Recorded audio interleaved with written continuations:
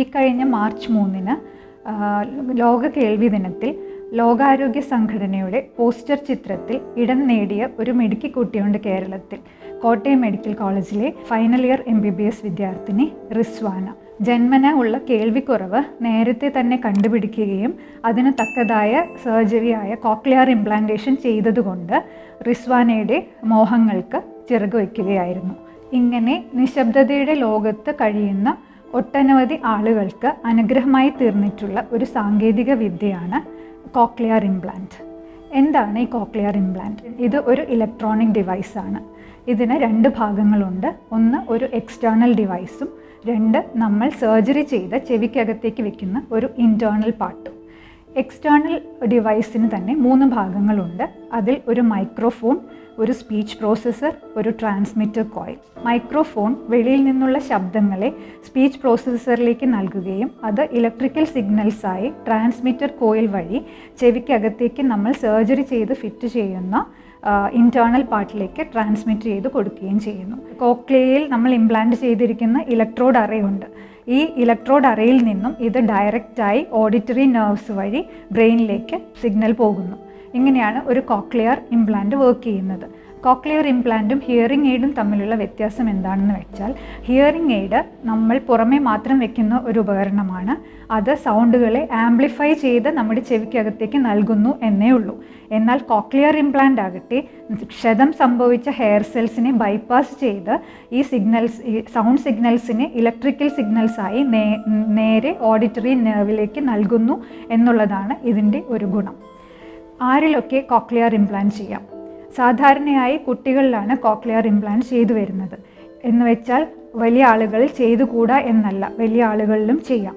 അതായത് നമ്മുടെ കേൾവിയുടെ ഒരു ലെവൽ അനുസരിച്ച് mild, moderate, severe and profound എന്നീ 4 രീതിയിൽ തരംതിരിച്ചിട്ടുണ്ട്. ഇതിൽ severe to profound hearing loss ഉള്ള കുട്ടികളിലോ ആളുകളിലോ ഒരു 3 മുതൽ 6 മാസം വരെ ഹിയറിംഗ് എയ്ഡ് ഉപയോഗിച്ച് നോക്കിയതിന് ശേഷം അതുകൊണ്ട് ഗുണമില്ല എന്ന് കാണുകയാണെങ്കിൽ അവരെ കോക്ലിയർ ഇംപ്ലാന്റ് സർജറിക്കായി തിരഞ്ഞെടുക്കുന്നു. സർജറി ചെയ്യുന്നതിന് മുന്നേ ഇവർ ചില ടെസ്റ്റുകൾ നടത്തേണ്ടതുണ്ട്.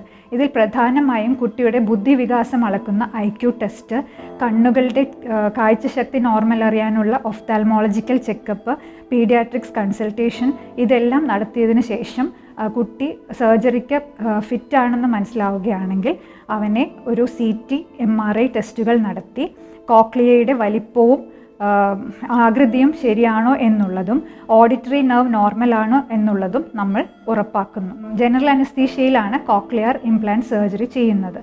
അത് മുൻപൊക്കെ ഒരു ചെവിയിൽ മാത്രമാണ് ചെയ്തിരുന്നെങ്കിലും ഇപ്പോൾ 1.5 വയസ്സിൽ താഴെയുള്ള കുട്ടികളെ ബൈലാറ്ററൽ ഇംപ്ലാന്റേഷനും സാധാരണയായി ചെയ്തു വരുന്നുണ്ട്. ഇത് താരതമ്യേന സേഫ് ആയിട്ടുള്ള ഒരു ഓപ്പറേഷനാണ്. സാധാരണയായി നമ്മൾ ചെവിയിൽ ഓപ്പറേഷൻ ചെയ്യുമ്പോൾ ഉണ്ടാകുന്നതിൽ കൂടുതൽ ഒരു കോംപ്ലിക്കേഷനും കോക്ലിയർ ഇംപ്ലാന്റ് സർജറി കൊണ്ട് സംഭവിക്കാറില്ല. ഓപ്പറേഷന് ശേഷം 3-4 ആഴ്ചയാവുമ്പോൾ മുറിവെല്ലാം ഉണങ്ങിയതിന് ശേഷം ഈ ഇംപ്ലാന്റിനെ ആക്ടിവേറ്റ് ചെയ്യുന്നു. ഇതിനെയാണ് സ്വിച്ച് ഓൺ എന്ന് പറയുന്നത്. ഈ സ്വിച്ച് ഓൺ ചെയ്തതിന് ശേഷം ഓഡിയോളജിസ്റ്റിൻ്റെ സഹായത്തോടെ ഇംപ്ലാന്റ് മാപ്പിംഗ് ചെയ്യുക എന്നുള്ളതാണ് അടുത്ത പ്രക്രിയ. അതിനുശേഷമാണ് കുട്ടിക്ക് ഓഡിറ്ററി വെർബൽ തെറാപ്പി സ്റ്റാർട്ട് ചെയ്യുന്നത്.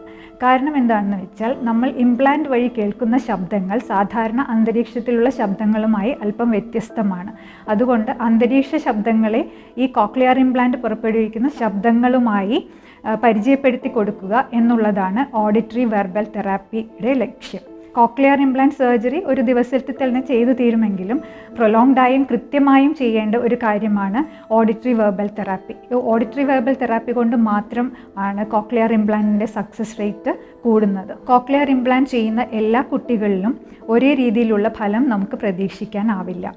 കാരണം ഉള്ള കേൾവിയുടെ ലെവല്, മാതാപിതാക്കളുടെ മോട്ടിവേഷൻ, അവരുടെ എഡ്യൂക്കേഷണൽ ലെവൽ, ഇതിനായി ഡെഡിക്കേറ്റ് ചെയ്യുന്ന സമയം, കുട്ടികളുടെ മറ്റു പ്രശ്നങ്ങൾ, പഠന വൈകല്യങ്ങൾ ഇതെല്ലാം അനുസരിച്ചിരിക്കും ഓരോ കുട്ടിയിലും കോക്ലിയർ ഇംപ്ലാന്റിൻ്റെ ഫലങ്ങൾ. കോക്ലിയർ ഇംപ്ലാന്റ് അല്പം വിലയേറിയ ഒരു സർജറിയാണ്. അതായത് 6 മുതൽ 8 ലക്ഷം രൂപ വരെയാണ് ഈ സർജറിയുടെ ചിലവ് വരുന്നത്. എന്നാൽ കേരളത്തിൽ ഇന്ന് കേരള സോഷ്യൽ സെക്യൂരിറ്റി മിഷൻ്റെ ഭാഗമായ ശ്രുതി തരംഗം സ്കീം വഴി വാർഷിക വരുമാനം 2 ലക്ഷത്തിൽ താഴെ ഉള്ള 3 മുതൽ 5 വയസ്സ് വരെ ഉള്ള കുട്ടികളിൽ സർക്കാർ ഇത് ഫ്രീ ആയി ചെയ്തു കൊടുക്കുന്നു. ഇതുകൂടാതെ assistance for disabled person in purchase എന്ന അഡിപ് സ്കീം, ഇത് ഒരു സെൻട്രൽ ഗവൺമെൻറ്റിൻ്റെ സ്കീമാണ്. ഇതിൽ സംസാരശേഷി അച്ചീവ് ചെയ്തതിന് ശേഷവും കേൾവിക്കുറവ് വരുന്ന ആളുകളിൽ, അതായത് 5 മുതൽ 18 വയസ്സ് വരെയുള്ള ആളുകളിൽ അവരുടെ വരുമാനം അനുസരിച്ച് അവർക്ക് കോക്ലിയർ ഇംപ്ലാന്റ് സർജറി ചെയ്യുന്ന സർജറിക്കായുള്ള ധനസഹായം ലഭിച്ചു വരുന്നുണ്ട്. ഇതുകൂടാതെ സർക്കാർ തലത്തിൽ ജോലി ചെയ്യുന്നവർക്കായ മെഡി സ്കീമിലും ഇൻട്രസ്റ്റ് ഫ്രീ മെഡിക്കൽ ലോൺ വഴിയും കോക്ലിയർ ഇംപ്ലാന്റ് സർജറിക്കുള്ള ധനസഹായം ലഭിക്കുന്നു.